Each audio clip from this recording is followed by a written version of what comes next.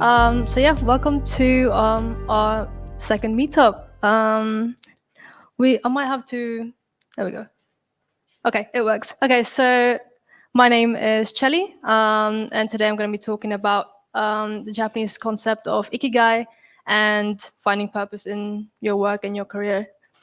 Cool. So, oh, a little bit about me. I'm a digital marketing executive at Mission Drive, and a lot of marketers, as a lot of marketers are, they wear a lot of different hats. So Mission Drive, I in charge with social media, with email marketing, create some content, and just in charge of planning and the strategy and the delivery of the campaigns for us and for our clients as well.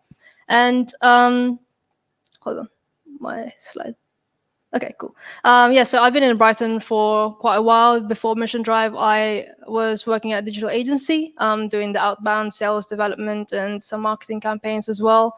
So I've been here for a few years. I studied my bachelor's degree at Brighton University. I studied English literature and linguistics. When I thought that my purpose in life was to be a teacher, I wanted to be a teacher, and I thought that was my calling. Until I did a semester in teaching and realized very quickly that it wasn't for me. So I studied my master's degree at Sussex University and studied international marketing. A couple of years later, here I am. And as Simon mentioned, I just completed the data ethics professional course at the Open Data Institute, which I'm very, very proud of. Me and Simon both did it together, and we recently got the results and we passed. So outside of work, you've probably seen my film camera. I recently got into film photography. I love the beach. I think it's impossible to live in Brighton and not like the beach. I love sports. I won't tell you the football team that I support, but it might be Liverpool Football Club. And I love esports and gaming as well. And the thing that I love the most is learning as well. I love picking up new skills and new hobbies. And what I love about it is the process from knowing completely nothing about something and then being good and even great at it. So enough about me. Let's talk about Ikigai. So if you're anything like my colleague, probably thinking I'm talking about an Ikigai. She actually said that to me when she found out about my talk. She was like, an Ikigai? And I was like, no, it's not nothing to do with a guy that you're trying to avoid. It actually is a Japanese concept, which roughly translates to your concept for your reason for being. It's your purpose in life, and it's your reason that you get out of bed every morning. Hold on. So Ikigai has been popularly represented in a Venn diagram consisting of these four circles, which includes what you love, what the world needs, what you can be paid for, and what you're good at.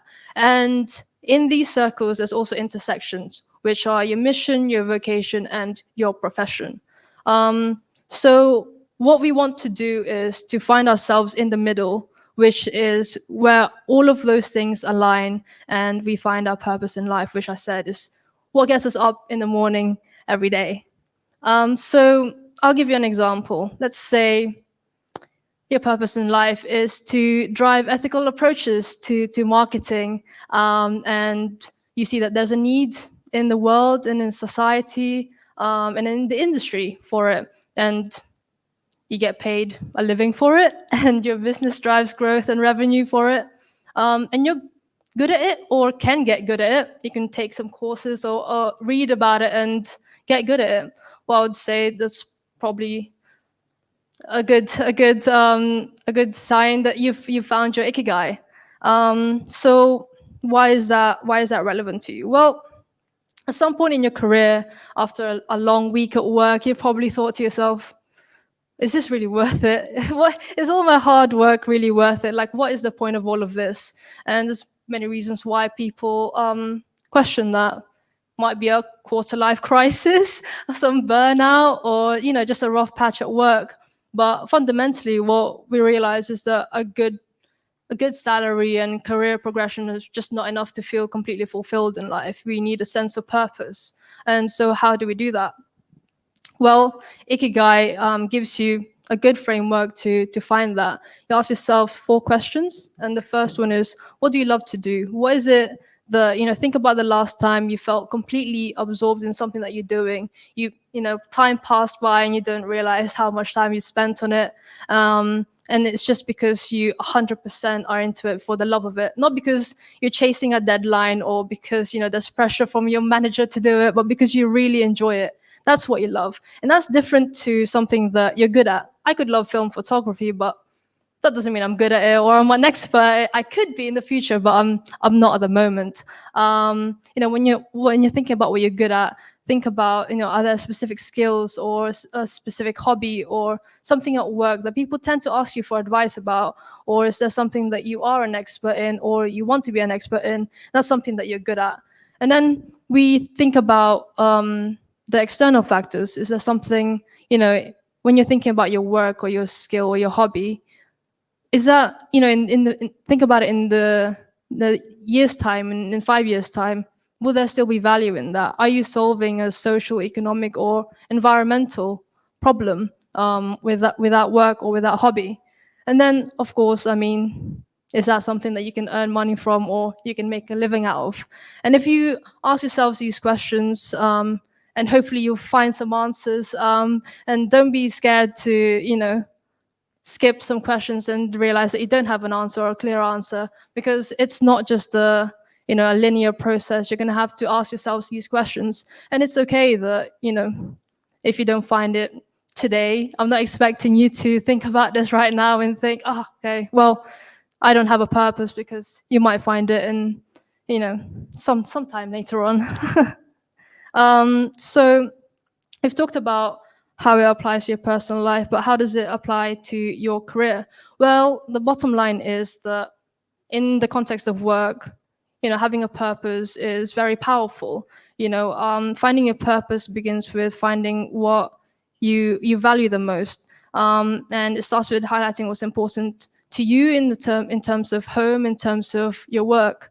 And in order to discover your ikigai, you have to find like what you're passionate about, and then find a medium to express that passion in. So for example, what I'm passionate about is ethics. I'm passionate about authenticity, inclusivity, building and nurturing communities, and finding genuine connections with people. And my work at Mission Drive happens to just be the medium that I choose to drive that passion in, and apply those things to something that the world needs, that I think society needs, and our industry needs in marketing. And lucky enough to make a living from it, and I hope Simon can vouch that I'm slightly good at it as well. And I've talked a lot about work and finding like a career that pays, but I'm not trying to say that work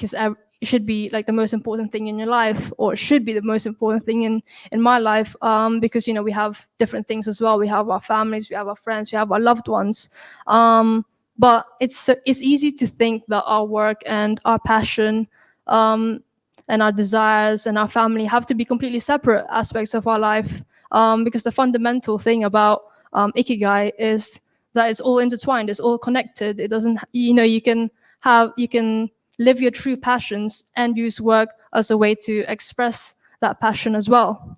And so we've talked about how to use it in our personal and career level. And so now let's talk about how you're gonna put it into work in your organization, and why that's important as well. Well, it's important because employees and our customers, most importantly, want to support companies that are doing the right thing, companies who are, completely like invested in doing the right thing and doing it well as well, because ikigai is purpose in action. It's not just about finding your purpose.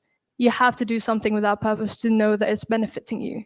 It's if yes, you have all of these answers to the questions, but if you're not putting it into action, then you won't know that it's benefiting you.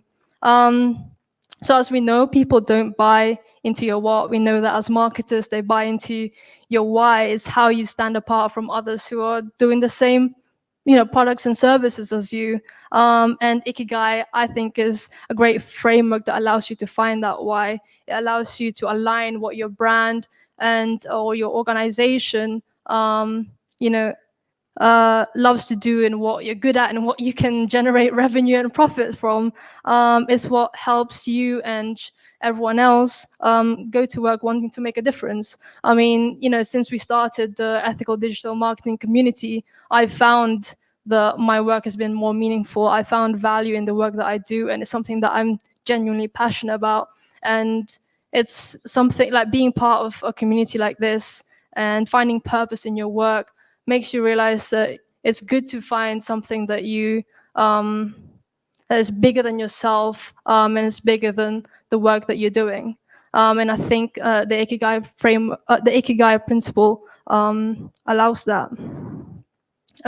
So hold on, this laptop is not working. Where is the mouse? Okay, here we go.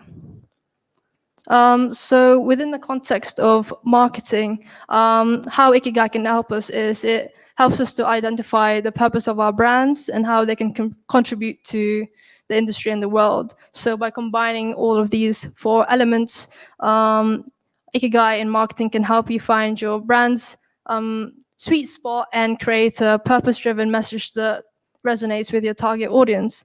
So it's about focusing on what you love. So when you're passionate about something, it's reflected in your work, right? And when your audience sees how much you love your work, they feel more connected with the brand as well. And consider what you're good at. We all have unique skills and knowledge and expertise that you can't find in other people's work, no matter how similar the product or service is. And when you're good at something, it just becomes second nature. And we also have to think about what the world needs, what the society need.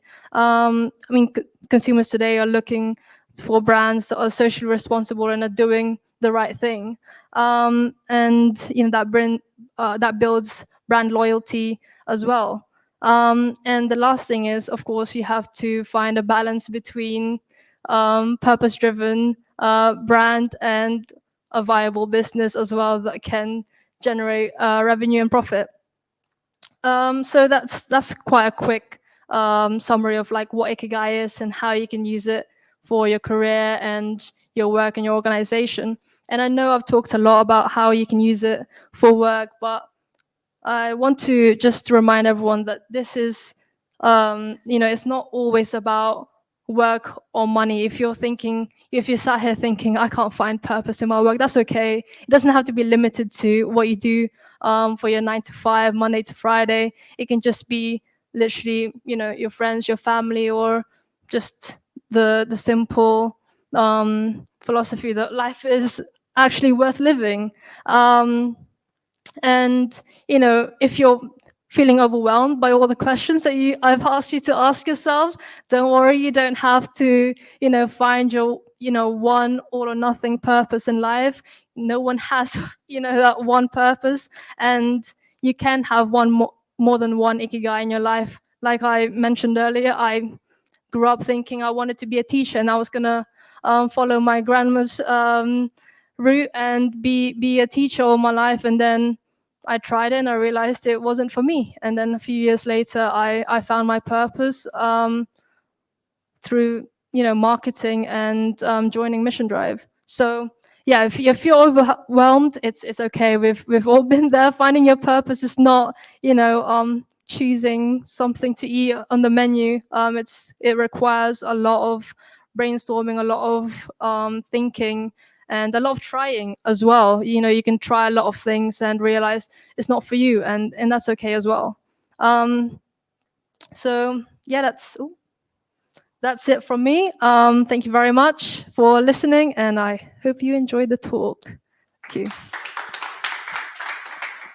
So I'm now coming on to the obligatory bits about generative AI. I think it's actually really important, and actually thinking about something like Ikigai is actually a good starting point, because actually when we're using these tools, hands up who's used generative AI in the last week, who's used So for those of you at home, that's pretty much everybody, right? So we're all using some form of generative AI, which is actually really interesting. So what I'm going to talk about is a bit of research that I've just completed recently. We were looking specifically at this tool, which is a chat GPT powered tool created by HubSpot. HubSpot is one of the market leading customer relationship management systems. So ChatSpot is effectively a HubSpot implementation of ChatGPT. It does all the things you'd expect from ChatGPT and a little bit more. So it will create a bit of content for you, or do some prospecting, or do some SEO. So it's effectively automating elements of content production for marketers. So that's really exciting. HubSpot are very excited about it. We are a HubSpot agency, so we thought it was incumbent on ourselves to look at this tool and think about it both from a kind of how can this help our business, how can it help us individually, but also what are the potential ethical issues, because that's our thing at Mission Drive. So what I'm going to share is a bit of our findings in terms of both what's great about things like ChatGPT. We all know that, but actually what we've done is we've looked at trying to execute some of this stuff. So we can talk about some of the limitations. I'm not going to dismiss this tool because it's actually really good, but actually there are some things that if you're working on this for your customers or for your brands or for in another sort of circumstance, you do need to be aware of it and you do need to take care. So we're going to talk about a tool that you can use in your business that can actually help you do that. So what do HubSpot say about it? Well, HubSpot recognize themselves. So ChatGPT is still technically an alpha. Like no one at OpenAI will say this is a good tool and you should use it. There's loads of disclaimers. HubSpot are the same. And I think it's good that they do this, but it's slightly buried in the FAQs. So AI is a rapidly evolving technology that poses several legal, security, and privacy issues, right? So this is the first thing that should alert us that potentially everything's not quite right. And we're going to talk about both the legal and the security issues. When we think about ethics, often ethics are embedded in the law, but not always. And because the law around things like generative AI isn't clear, there isn't really any law, we are operating in a grey area. And I think that's a real risk for organizations at the moment, that grey area, because when you operate in that grey area, what you're actually dependent on is the opinions and attitudes and responses that you're getting. And that's why potentially we need to pay attention to it. And as they say, the tool's still an alpha, so you should verify the accuracy of the content. I think we've probably all found that. I mean, all ChatGPT, all these tools will want to do is give you an answer that you recognize an answer. It doesn't care if it's right or wrong. It just wants to give you an answer. So as long as you ask it politely, that's fine, because when the robots take over, they'll remember that we said please and thank you. But this is a key here, right? Verify the accuracy of the content, right? But we know that. But let's get on to the issues. So when I was doing the research, we waded through some of the academic research into large language models. Large language models, LLMs, are effectively the algorithms that power these tools. The LLM that powers, so GPT-4, which is the large language model that powers ChatGPT, has been examined by lots of people. And this isn't going to come as sort of surprising to anybody, but there's lots of bias potentially in there. It's rife with fake information. There's lots of toxicity. There's also questions about the data supply chain, and we'll come to that in a second. The way that ChatGPT handles data is also we should be careful of. So there's a GDPR element to this, and there's a very cloudy legal context at the moment, which potentially exposes brands and companies to future litigation, which is exciting for us all. We'll come to that. So as part of my research, as well as looking at the large language models, we wanted to test the things that the researchers said this is an issue. So we tested ChatGPT and ChatSpot for things like bias and toxicity. I'm not going to talk about the toxic stuff that we found because I'd have to issue about 20 trigger warnings, but effectively it denied things like the Sandy Hook shooting. Basically we said explain the Ukraine war like I was a 5-year-old, and it basically said, well, imagine that Ukraine and Russia are friends. Ukraine's got some toys that Russia wants to play with, but Ukraine doesn't want to share its toys, so Russia took Ukraine's toys. And it's like, you think that's not really how it is. I don't think you can call the Crimea a toy that you can play with. All sorts of stuff like that.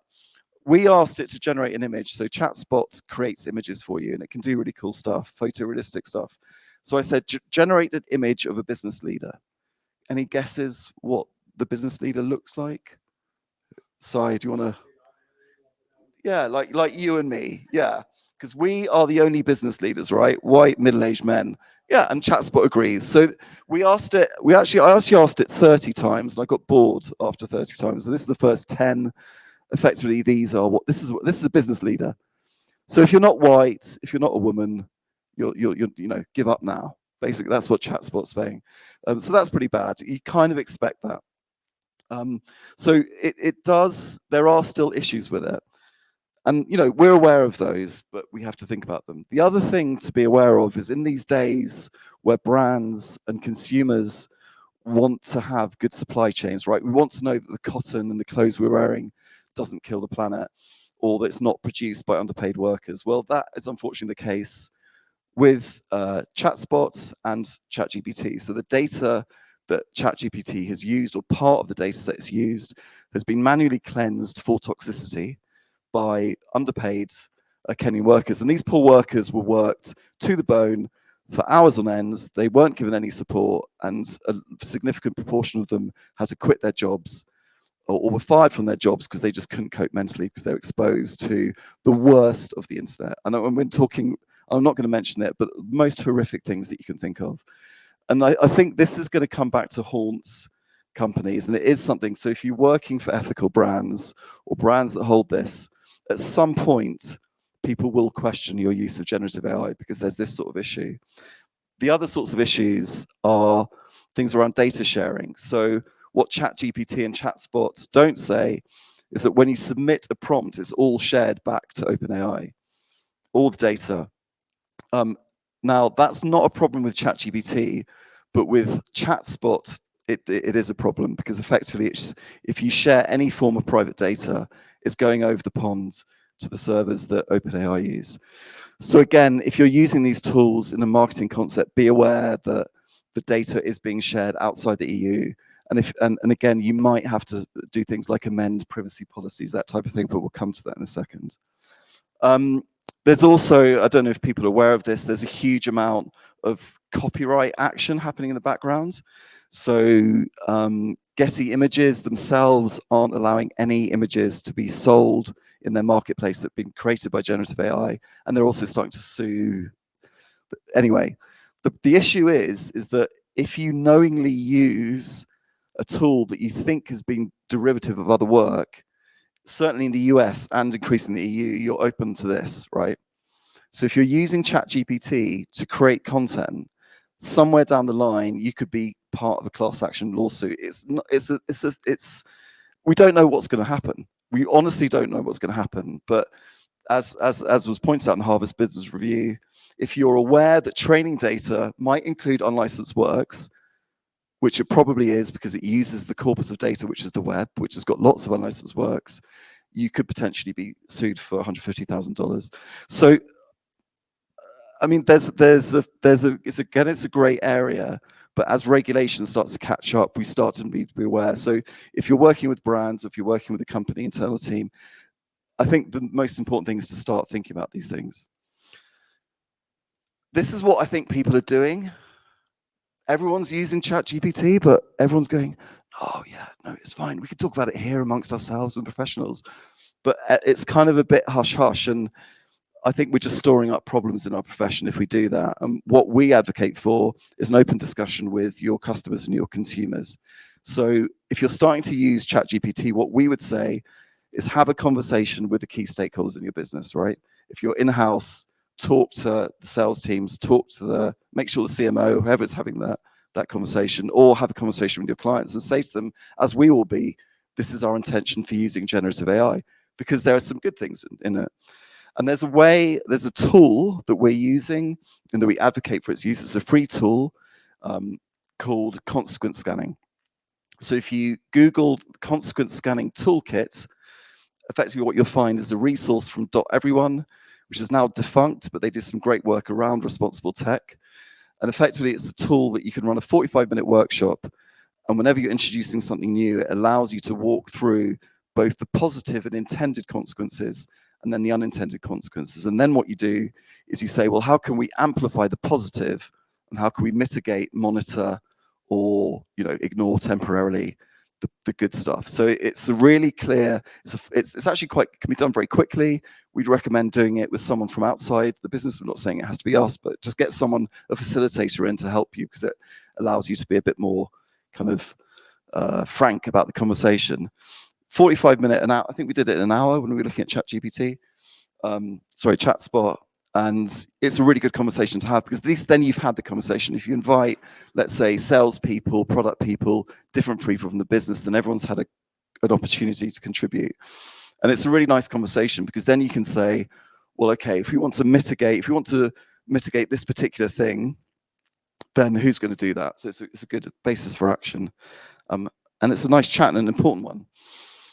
So search for the consequence scanning toolkit.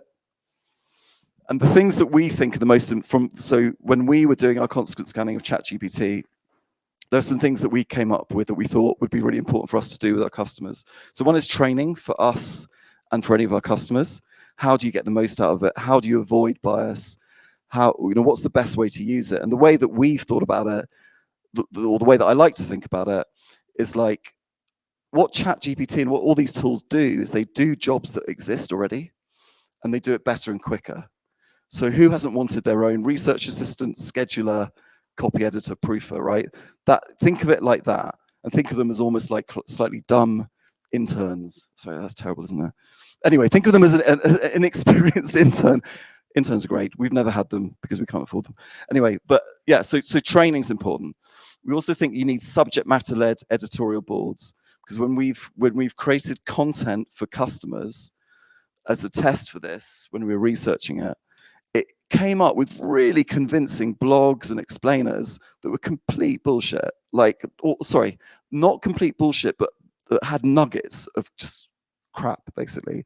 And they'd be very difficult to pick up if you didn't know the topic or the area. So that's the thing, just to be really careful. If you're using ChatGPT or anything like that, don't assume that just because it sounds right, it is right, because it's really good at sounding right, and it's rarely right. The other thing is ChatGPT is allowing us to create lots of content. That's not necessarily a good thing, because search wants good. And so if you're using ChatGPT, I would closely monitor the SEO impacts of what you're doing. So do your tagging. And then this, I think, is really important. So transparency and engagement. Tell people you're using it. Say to people, this is what we're using it for, because then people get used to it. They get less scared about it, but also they get what you're trying to do. And explain why we think it's a good thing for your customer or your community. If you're using it, I would protect yourself and say, update your data policies, so your privacy policies. Some of the data that we use might be shared with OpenAI, that sort of thing. And then I think the other thing that we'd advocate for is to share, if you're monitoring stuff, if you're tracking stuff, share that with the community, share that with us. Let's all learn together. What are the insights? What's working? What's not working? So that's where we are with it. And this sort of thing is completely acceptable, right? So this is from the Open Data Institute. You can see the image credit is Adrian Philpott, who's a designer, but also that's a human and AI DALL-E. So I think it's fine now to go, look, I got an AI to help me. It's kind of quite cool. So yeah, transparency training, I think that's the key word. Yeah, help us kind of define what you think at its heart ethical marketing is. Well, I think ethical marketing is a really interesting sort of starting phrase, because this is a big challenge I had when I started writing the book. Is I was like, right, page 1, what is ethical marketing? And I was like, shit, that's really hard to define, isn't it? Where do you even start with that? And I spoke to Alice Catalina at the Ethical Move about this. Yeah. I had a really long conversation with her, and we essentially just decided between the two of us that neither of us were in a position to define it, and in fact it was continually evolving. So I was like, right, well, I'll delete that heading out of the book then. But basically I think the essence of it is still something that is definable, but more as a movement and a conversation rather than a dictionary term.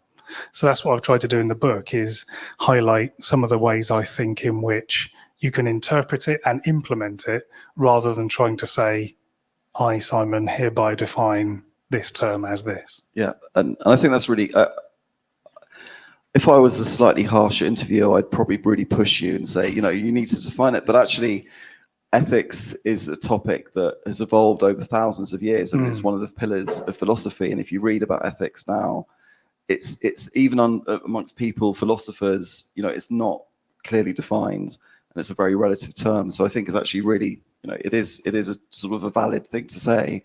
Actually, it can be many things, and just sort of define it for what it means to you, right? Yeah. And I think also when you're thinking about it in terms of your business, then ethics is relative to your business and your situation. But I think also to marketing, ethics is relative. So in terms of, the depths at which you have control, I think is one of the things, I'm sort of thinking about the similarities there between sort of carbon footprint and stuff. There's only certain areas of which you can control in your business.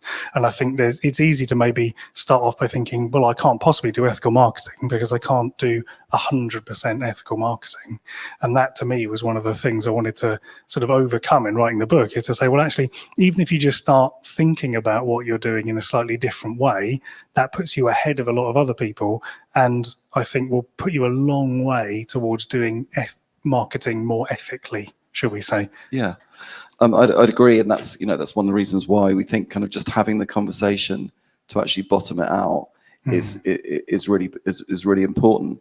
I mean, I think there are a lot of misconceptions about ethical marketing. People think, well, it has to be about sustainability. It has to be about, veganism. It has to be about, accessibility. And for some brands, it might be all of that. But what in the book, how do people get started? Because I think that's probably one of the hardest things to do, right? If you're a solopreneur or you're part of a smaller team, is this relevant to people? I mean, do you need to bother about ethical marketing if you are just a one-man business, one-person business, one-woman business?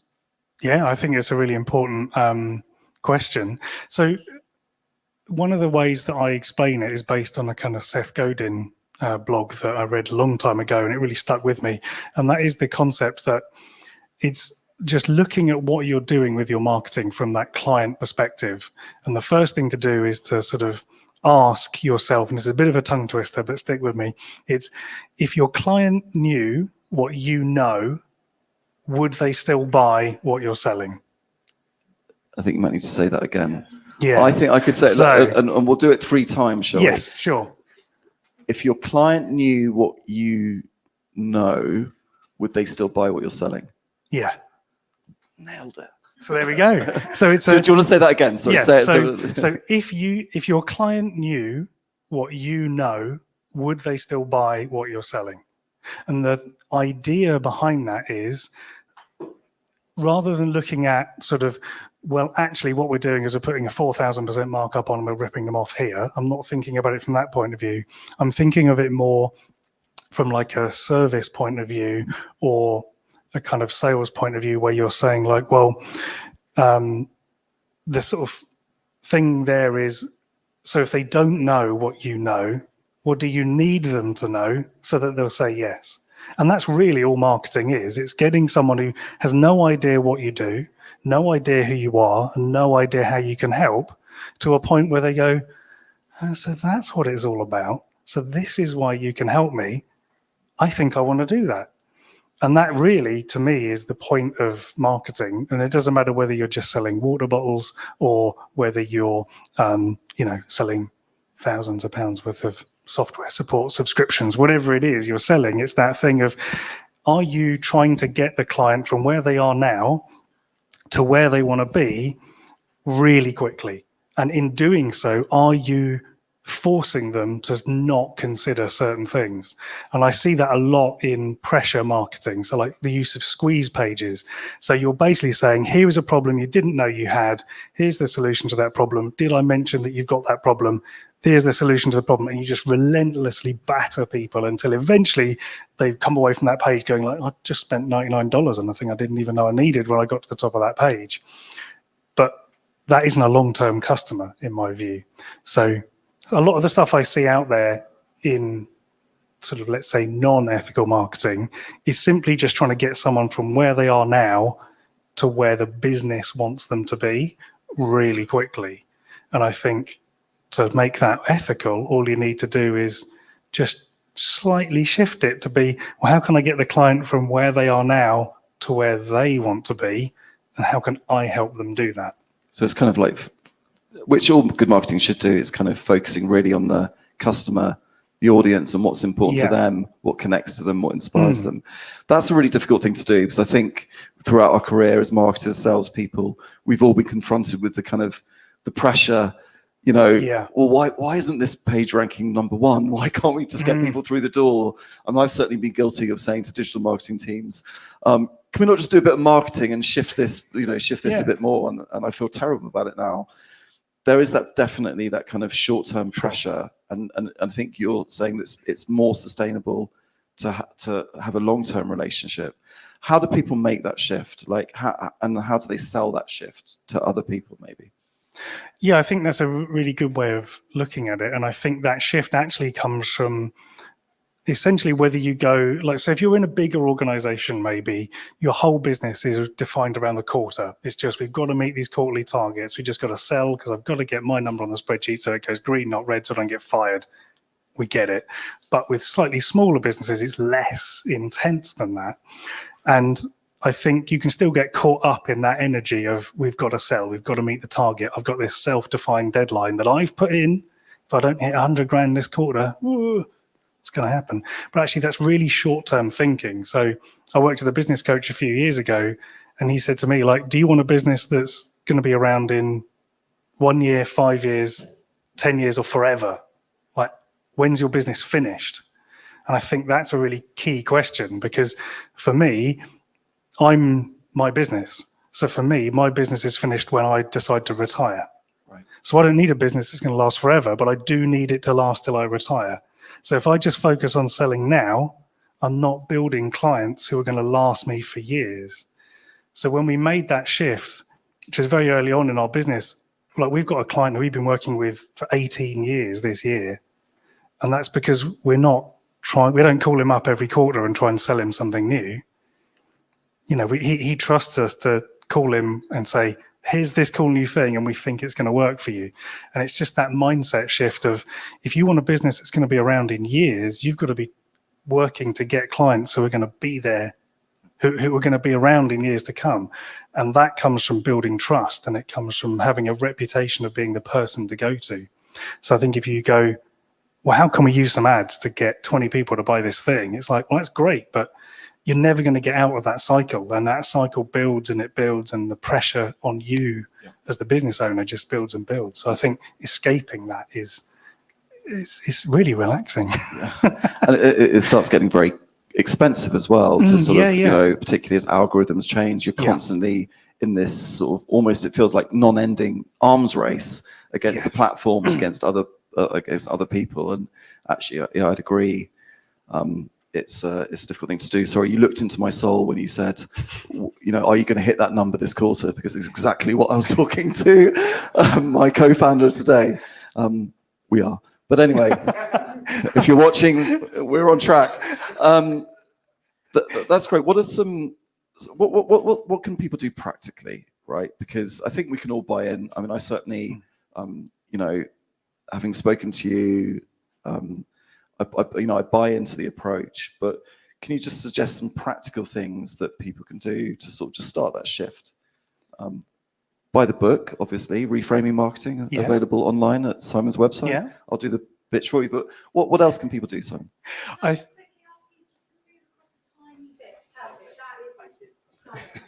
Hello. Hi, Simon. From the top? I think in terms of, from a practical point of view, it's just taking a step back from your website, and this is best done with someone who doesn't know anything about your business. It's a really good, fun thing to do. Preferably someone who is also in business, not just like your mum. But if you can just look at your website and then essentially try and explain to them what this is all about, or better still, get them to explain it to you. And watching someone just look at your website and explain to you what it's all about, I think is an insight you'll never forget, because it really shows you what you're saying out loud and what you're projecting. Because the only way people know what you're all about before they work with you is your marketing. So if you get someone who's followed you on LinkedIn for ages to say, what do I talk about on LinkedIn? And then hear the words they use.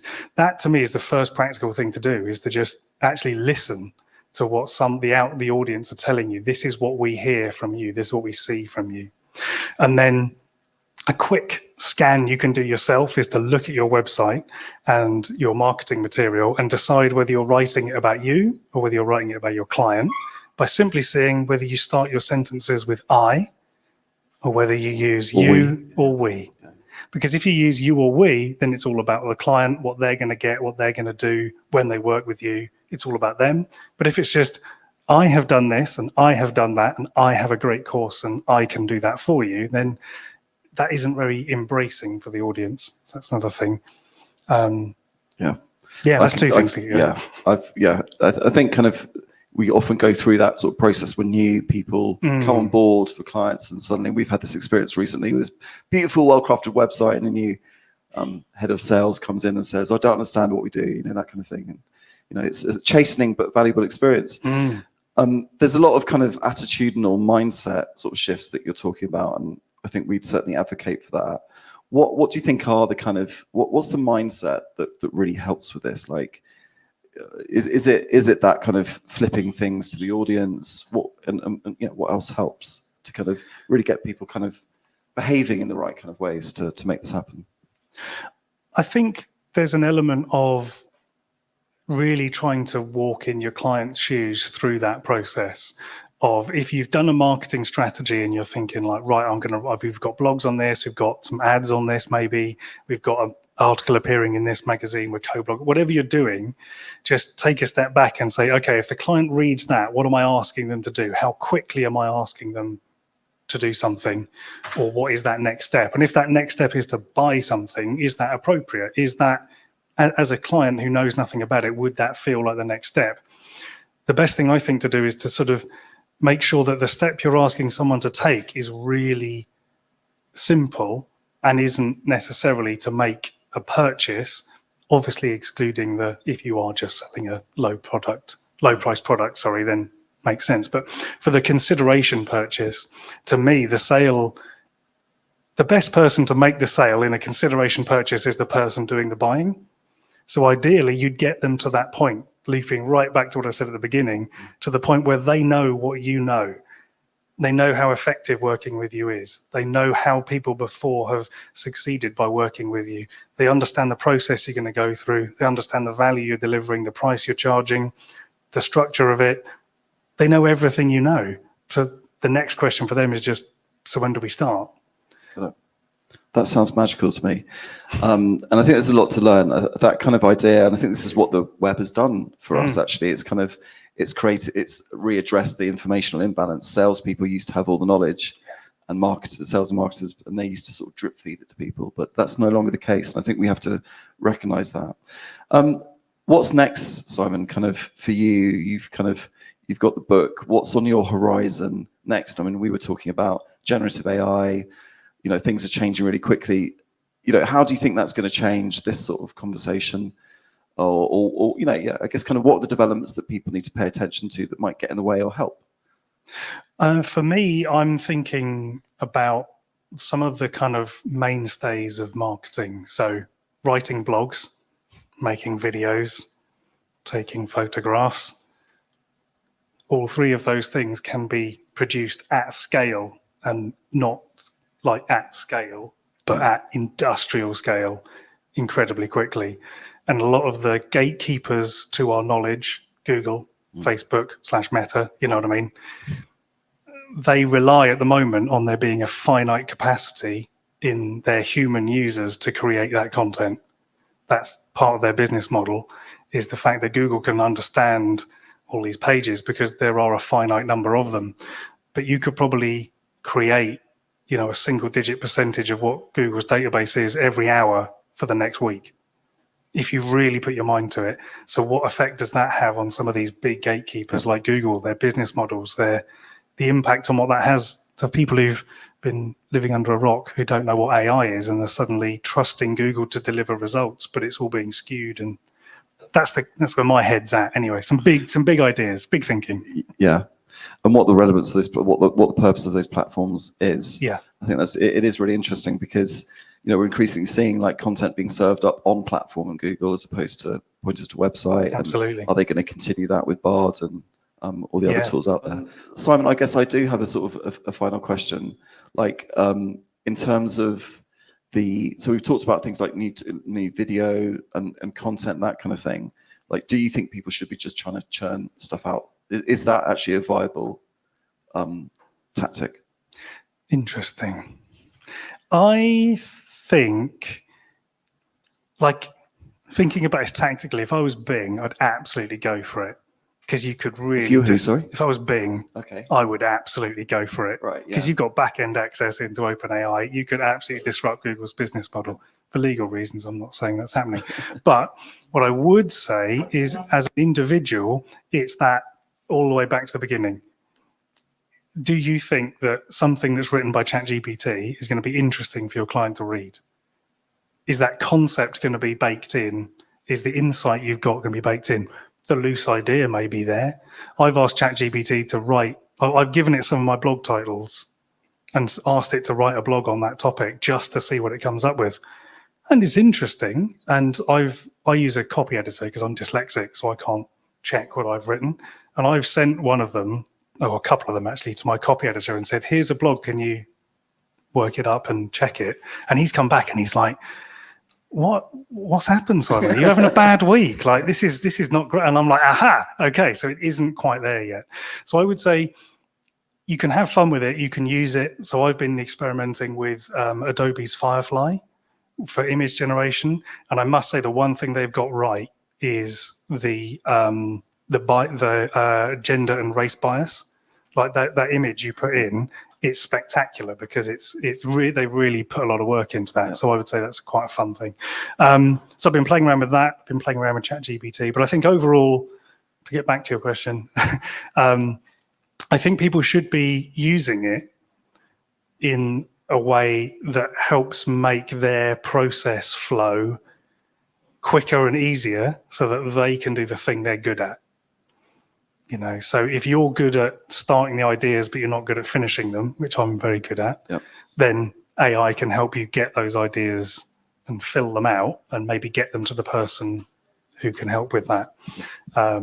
Like AI video editing, for example, might help you edit your video. If editing isn't your bag, whereas actually you may have an editor already, and if AI can just help you get it to that person quicker and make your life easier, then why not? I think it's a great way to help you do more of the work that energizes you. Yeah. So quality, not quantity. Absolutely. Absolutely. Brilliant. Yeah. I think that's a good note to end on.